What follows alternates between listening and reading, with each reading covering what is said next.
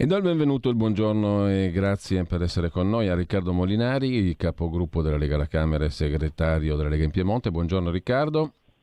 Buongiorno a tutti. Allora, lo Stato rinnova il più solenne impegno per giungere all'accertamento dei fatti. Non ci può essere giustizia senza accertamento pieno delle responsabilità. L'attività procede.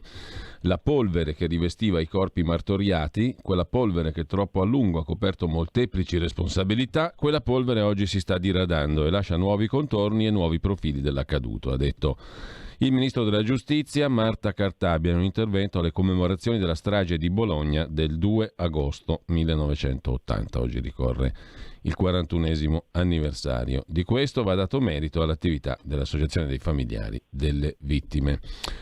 È uno dei tanti punti neri della storia d'Italia, Riccardo, e oggi la ministra Cartabia ha parlato di polvere che si sta diradando dopo 41 anni. Beh sì, nel senso che sicuramente c'è stata un'attività intelligence che ha in qualche modo ricostruito, ha cercato di ricostruire quelli che sono stati i fatti per come li conosciamo, insomma. Diciamo che è una strage su cui c'è stato anche per tanto tempo un acceso dibattito a livello politico, poi diciamo che saltuariamente c'è anche chi cerca di portare avanti dei revisionismi della storia, insomma, mi pare che il suo sia stato un intervento molto istituzionale, di barra dritta, soprattutto che dà merito ai familiari delle vittime per aver voluto sempre tenere alta l'attenzione su questo episodio e aiutare le istituzioni alla ricostruzione della verità. Intanto, fra i temi della settimana, credo che il principale sia l'approvazione della riforma della giustizia, no?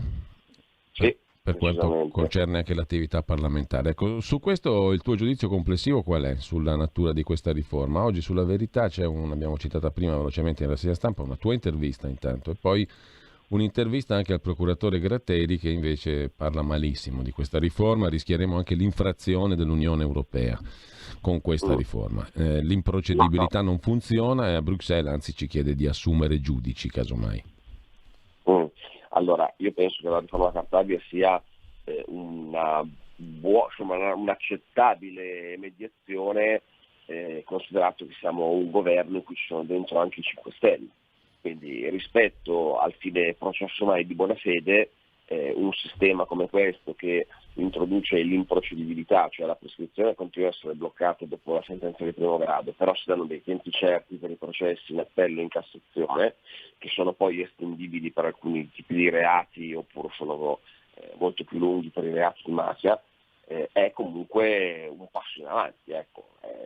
Comunque rende il sistema civile, a differenza di quello di prima, con buona fede, dove di fatto chiunque poteva trovarsi per tutta la vita alla merce del magistrato di turno.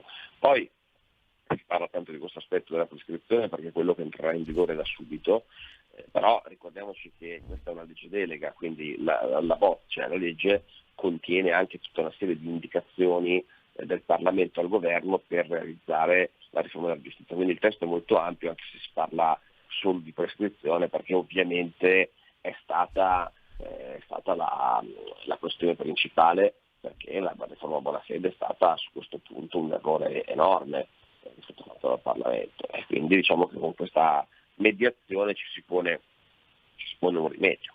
Poi è chiaro che se fossimo stati un governo di centrodestra avremmo fatto una riforma molto diversa, infatti fa bene Salvini a dire che la vera riforma è il combinato disposto di quella che votiamo in Parlamento e dei referendum che abbiamo in piazza.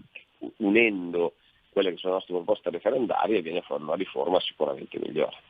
Nell'intervista che citavo prima a Daniele Capezzone sulla Verità di stamani, tu dici ok, la riforma Cartabia non sarà la migliore, ma come hai detto adesso sfido chiunque a dire che era preferibile a buona fede. Però rivendichi anche il fatto che su altri temi l'agenda del governo contiene parecchi temi leghisti, giusto appunto, per esempio sul fisco, no? In che senso? Nel senso che diciamo che questa è sulla giustizia è una riforma di compromesso, perché abbiamo anime molto diverse all'interno, ed è un tema diciamo identitario per le 5 Stelle, quindi è stato un compromesso. Su altre questioni la Lega invece esce vittoriosa, ad esempio sulle linee guida per la riforma fiscale è stato scritto tutto quello che noi volevamo, quindi la riduzione delle aliquote delle fasce centrali, quindi del ceto medio, il mantenimento della mini flat tax, del regime dei minimi, l'abolizione dell'IRAP, l'impegno a non rivedere gli estimi catastali e non mettere nuove patrimoniali, tanto che quella bozza non è stata votata dall'EU, perché come è noto l'EU sta raccogliendo le firme in piazza per la patrimoniale. Ecco, questo è un esempio invece, insomma, su quel terreno dove la Lega ne è uscita vittoriosa, insomma, su quella che è la propria linea. Ecco, ma è vero, come titola la stampa, che la posizione della Lega l'attribuisce la stampa a Salvini, basta sbarchi o usciamo dal governo? Ma sicuramente il tema degli sbarchi è un tema in cui invece, per andare all'opposto, non sta passando la nostra linea. Quindi ci sono temi economici, penso anche al decreto sostegni, a come sono state gestite le risorse del recovery, insomma ci sono delle cose che sono andate come volevamo noi, e delle altre che sono una via di mezzo come la riforma della giustizia, e delle altre tipo appunto la gestione dell'immigrazione, che è proprio antitetica a quella che è la nostra visione, perché comunque continuano ad arrivare migliaia di persone ogni fine settimana, e con la soppressione dei decreti Salvini fatti l'anno scorso dal governo giallorosso, a breve ci troveremo a rivivere quello che abbiamo vissuto qualche anno fa, quindi orde di queste persone ridistribuite sui territori con le note conseguenze di tensione sociale, e ancora più esasperate dal fatto che siamo all'interno di una pandemia, di un'emergenza, e quindi che gli anni sono ancora più tesi, la situazione economica è ancora peggiore rispetto a qualche anno fa. Quindi quella dell'immigrazione, soprattutto nell'estate, rischia di diventare una bomba sul governo. Poi se Salvini ha in mente o meno di porlo come tema per tenere in piedi il governo, questo io non lo so, non abbiamo parlato, però sicuramente è un tema. Ecco, non credo che tu abbia molti minuti ancora, ma ti chiedo in questo spazio che abbiamo che tipo di Green Pass si va profilando secondo te, perché è una delle decisioni che il governo prenderà in settimana. Sì, allora è noto che una parte è già stata deliberata e noi l'abbiamo criticato fortemente, perché l'introduzione del Green Pass per bar e ristoranti rischia di tagliare fuori dalla vita sociale 30 milioni di persone, fatto da un giorno all'altro, quindi nel pieno della stagione estiva, quindi anche dei problemi dal punto di vista economico. Diciamo che per quanto riguarda gli alberghi, pare che qualche altro ministro abbia capito, insomma, che forse hanno sbagliato, e quindi speriamo che arrivino dei correttivi, oppure speriamo che correggano anche l'aspetto della giovane età, cioè dei minorenni, il fatto che non ci sia l'obbligo del Green Pass per chi ha meno di 18 anni, anche perché con tutta la volontà anche dei genitori che vogliono vaccinare i figli non hanno potuto farlo adesso, e poi anche perché secondo me va rispettato il fatto che ci sono tanti genitori che, seppur favorevoli al vaccino per sé, hanno dei grossi dubbi a vaccinare un figlio minore. Quindi quello è l'altro aspetto su cui spero si intervenga, e poi vediamo che lo estendono davvero ai trasporti e ai luoghi di lavoro. Quello sarebbe grave dal nostro punto di vista, perché è nota la nostra contrarietà. Quindi noi stiamo per limitare quello che è già uscito, o eventualmente utilizzarlo per riaprire quello che adesso è chiuso, come ad esempio le discoteche. Le discoteche sono chiuse, ci metterebbero la firma a riaprire col Green Pass. Ecco, allora usiamo il Green Pass per aprire quello che adesso è chiuso, come dicevamo, usiamolo per i concerti, per andare allo stadio, per i grandi eventi, ma non per la vita quotidiana. Quindi se dovesse essere allargato ulteriormente all'attività della vita quotidiana, avrebbe la contrarietà della Lega.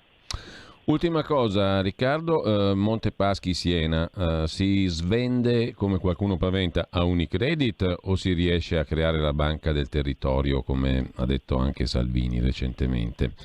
Cioè unire Montepaschi ad altre banche emiliane, ligure, pugliesi, quindi trasformarla appunto nella cosiddetta banca dei territori.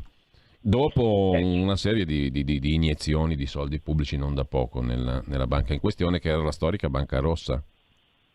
Sì, dell'acquisizione di NPS da parte di Unicredit si parla da tempo. È ovvio che ci siano anche altre soluzioni, e noi abbiamo chiesto proprio ieri in aula che il ministro Franco venga a riferire per chiarire la situazione, perché per adesso siamo ai si dice. Poi è vero che stiamo parlando di trattative tra soggetti privati, ma come giustamente ricordavi tu, lo Stato italiano ha messo molta liquidità di soldi dei contribuenti, quindi un interesse a sapere come andrà la fusione ce l'ha, c'è un interesse pubblico. Quindi aspettiamo di sentire, dovrebbe venire mercoledì in commissione, sì, aspettiamo di sentire il ministro Franco e avremo qualche indicazione in più su quello che sta succedendo. Allora ringrazio Riccardo Molinari, buona settimana, buon lavoro e grazie ancora Riccardo. Grazie direttore, un saluto a tutti. E noi ci ascoltiamo adesso il brano di cui stavamo parlando prima, un'atmosfera natalizia, niente meno, però insomma un tema popolare, rivisto da François-Auguste Gevaert, compositore belga che nasce il 31 luglio del 1828, è una cosa gradevole, Natale a parte, diciamo così, perché con la canicola di questi giorni il Natale è un miraggio, però insomma tra il bue e l'asino si intitola il pezzo e fate un po' voi, insomma applicatelo metaforicamente a ciò che più vi sembra confacente.